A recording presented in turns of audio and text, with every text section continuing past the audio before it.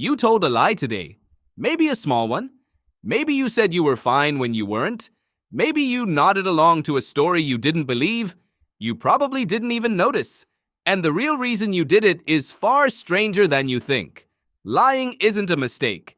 It's not a moral failure or a character flaw. It's a feature, a deeply wired evolutionary tool that might be the reason you're even capable of thinking at all.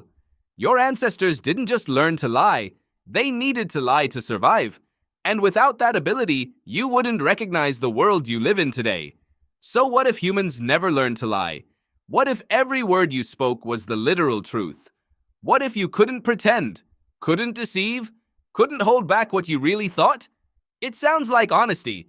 It sounds noble. But the world you'd be living in would be unrecognizable. And you wouldn't be you. Go back 2 million years. Your ancestors are living in small bands on the African savanna. They're not the strongest animals out there. Not the fastest. But they have each other. Cooperation is everything. Hunting together, sharing food, raising children as a group. But cooperation has a dark side. Because the moment you depend on others, you create an opportunity to cheat. Imagine you're part of a hunting group. 10 of you go out. You take down a large antelope. Everyone contributed. Everyone's exhausted. But when it's time to divide the meat, one person takes more than their share. They lie. They say they did more work. They say they need it for a sick child. And if no one catches them, they win. They get more calories, more energy, a better chance to survive and reproduce. This is the environment where lying was born. But here's the twist. If lying becomes common, cooperation collapses. No one trusts anyone. The group falls apart. So evolution doesn't just reward the liars.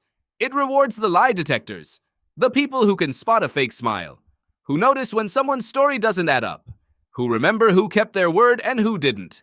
And this creates an arms race. Liars get better at lying, detectors get better at detecting, and your brain gets bigger. This is called the Machiavellian intelligence hypothesis, proposed by psychologists Richard Byrne and Andrew Whiten in 1988. They found that the most socially complex species, the ones living in the largest groups, also had the largest brains relative to body size. Not because they needed to outsmart predators, because they needed to outsmart each other. Your brain didn't grow to understand the world. It grew to understand other minds, to predict what someone else is thinking, to imagine what they believe. And that ability, to hold two versions of the truth at once, one real and one fabricated, is the foundation of lying. It's also the foundation of almost everything else you do. Because once you can imagine what someone else believes, you can do something remarkable. You can believe something yourself that you know isn't true. You can run a simulation. You can picture a future that doesn't exist yet. You can plan. You can hope. You can create art and religion and science. All of these require the same skill, the ability to represent something that isn't real and treat it as if it is. And without that, you don't get language as we know it. Because language isn't just labels for things. It's a tool for describing things that aren't here, things that happened yesterday, things that might happen tomorrow, things that never happened at all. And without theory of mind, you don't get culture. You don't get shared myths. You don't get laws or contracts or promises. Because all of those depend on everyone agreeing to believe in something invisible. Money, nations, human rights. The anthropologist Yuval Noah Harari calls this intersubjective reality. Things that exist only because we collectively agree to pretend they do, and none of that works if you can't lie. But let's go smaller. Let's talk about you. Right now. If you couldn't lie, you couldn't be polite. You couldn't say nice to see you when it isn't. You couldn't smile at a joke that isn't funny. You couldn't tell your friend their haircut looks good when it doesn't. And you might think, good. Honesty is better. But is it? Psychologist DePaulo conducted a study in 1996 where she asked participants to keep a diary of every lie they told for a week. The average person lied about once or twice per day. But most of those lies weren't selfish. They were social. Lies to make someone feel better, to avoid hurting feelings, to smooth over awkwardness. DePaulo called these kind lies, and without them, human relationships would be brutal. Because the truth is, You don't actually want to know what everyone thinks of you. You live in a world padded by small lies. And that padding is what makes closeness possible. And if you couldn't lie to others, you probably couldn't lie to yourself. Robert Trivers, an evolutionary biologist, argued in his 2011 book, The Folly of Fools, that self-deception actually makes you a better liar to others. Because if you believe your own lie, you don't give off the subtle signals that you're deceiving someone. So your brain hides things from you. It edits your memories to make you look better.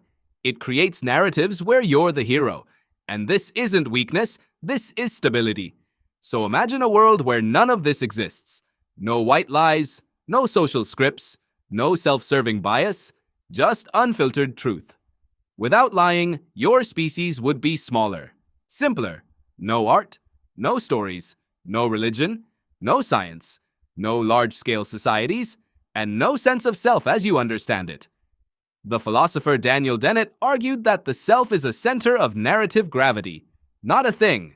A story your brain tells itself to make sense of everything. And without the ability to construct false narratives, that center collapses. You'd be a collection of reactions, no continuity, no you that persists across time.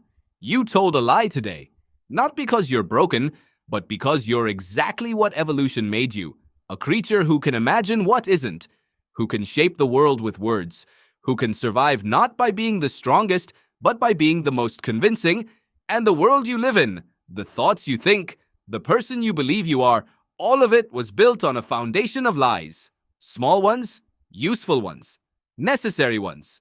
Strip them all away and you wouldn't find truth. You'd find nothing you recognize. No society, no self, no you. So the next time you lie, even just a little, remember this. You're not just hiding the truth. You're using one of the oldest and most human tools ever made. And without it, you wouldn't be here at all.